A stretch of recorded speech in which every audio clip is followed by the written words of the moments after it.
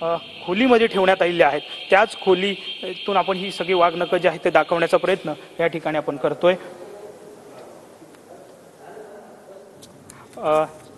साहजिकच आपण जर पाहिलं तर या वाघनखांवरती अनेक राजकीय आक्षेप जरी झाले असले तरी सुद्धा प्रत्यक्षात ही वाघनखं आपल्याला या ठिकाणी पाहता येत आहेत टीव्हीच्या माध्यमातून।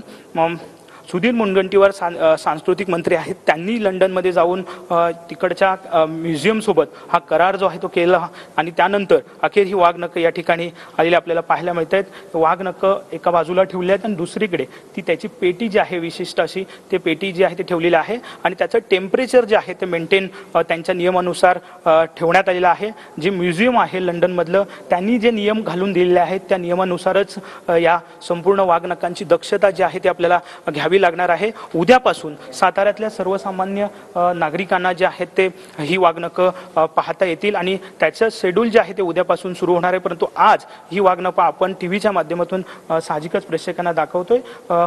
शिवप्रेमींची अखेर ही इच्छा जी आहे ती पूर्ण झालेली आहे आणि साहजिकच उद्या मोठ्या प्रमाणात गर्दी जी आहे ती होऊ शकते, परंतु सध्या आपण ही वाघनखं जर पाहिली तर छत्रपती शिवाजी महाराजांनी जे काही शौर्य केलं त्यामध्ये एक प्रत्यक्ष आपण जर पाहिलं तर तलवारी असायच्या आणि वाघनखं सुद्धा अफजल खानाचा कोथळा जो आहे तो साहजिकच काढला होता छत्रपती शिवाजी महाराजांनी आणि ती वाघनखं या ठिकाणी आलेली आहे। त्यामुळे शिवकालीन या वाघनखाला विशेष महत्त्व आहे। महाराष्ट्राचे जनता जी आहे ती आतुर होती ही वाघनखं पाहण्यासाठी। अखेर ही वाघनखं जी आहेत ती या ठिकाणी साताऱ्यात आहेत। साताऱ्यात 1 फेब्रुवारीपर्यंत ही वाघनखं असणार आहेत आणि जुनी ही वाघनखं जी आहेत इतिहासातली ही सगळी जुनी वाघनखं जी आहेत या ठिकाणी आलेली आहेत। इसवी सन 17 ते 18व्या शतकातली असून ती बनवण्यासाठी पोलादाचा वापर जो आहे तो केलेला आहे। वाघनखे ठेवण्यासाठी आपण वापरण्यात आलेली डब्बी जी आहे ती 1825 मध्ये चांबडे आणि रेशीमचा वापर करून बनवण्यात आलेली आहे।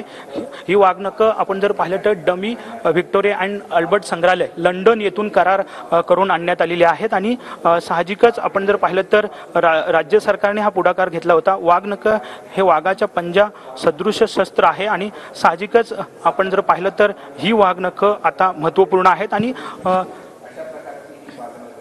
ही वाघनखं पाहण्यासाठी उद्यापासून मोठ्या प्रमाणात गर्दी जी आहे ती होऊ शकते। इसवी सन 1659 मध्ये छत्रपती शिवाजी महाराजांनी बिजापूरचा सरदार अफजल खानाचा या वाघनखाने वध जो आहे तो केलेला होता आणि तीच वाघनखं आहे शिवकालीन आता आपल्या महाराष्ट्रात आहे। त्यामुळे साहजिकच शिवभक्तांना एक चांगलं उत्साहाचं वातावरण सगळ्याच भागात पाहायला मिळतं आणि उद्यापासून मोठ्या प्रमाणात गर्दी जी आहे ती या संपूर्ण सेंटरमध्ये संग्रहालयात आपल्याला पाहायला मिळेल आणि ही सगळी माहिती जी आहे ती शस्त्र। तर वाघनखांची वैशिष्ट्य आपण पाहतोय, पोलाद, चामडं आणि रेशीमनं बनलेली ही वाघनखं आहेत। वाघनखांची लांबी ही 8.6 सेंटीमीटर इतकी आहे, तर पट्टीची लांबी आहे 7.5 सेंटीमीटर। अंगठ्याचा व्यास आहे 2.5 सेंटीमीटर इतका, तर नखांमधील अंतर आहे 1.8 सेंटीमीटर।